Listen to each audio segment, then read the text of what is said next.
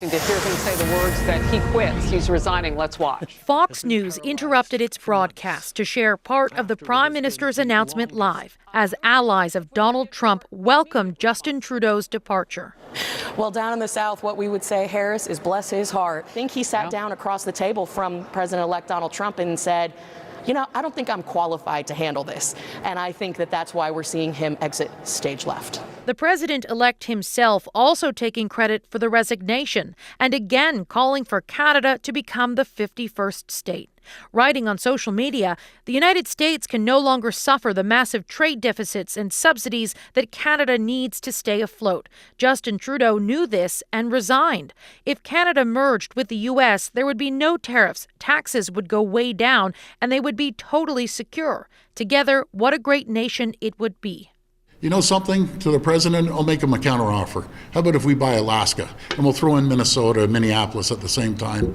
So, you know, it's not realistic. I don't think the president really appreciates the fact that that is not something that Canadians, aspire to. Trudeau's former ambassador to the U.S. says promising to resign 2 weeks before Trump is threatening to impose 25% tariffs on Canadian imports puts Canada at a disadvantage.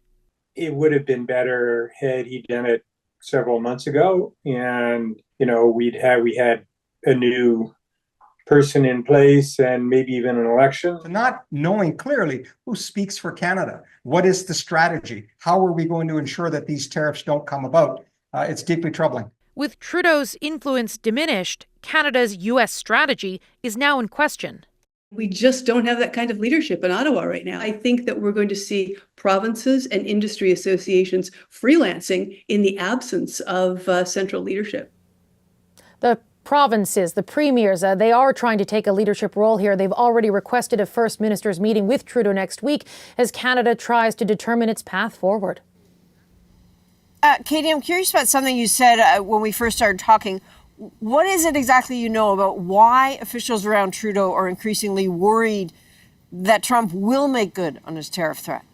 Well, they point to his language on social media and what he's being told by members of his inner circle. They see tariffs as a way to raise revenues and pay down the deficit. And there is growing concern in Canada that that is just going to be, that his mind is just made up. All right, Katie Simpson with that breaking news for us in Washington. Thanks, Katie.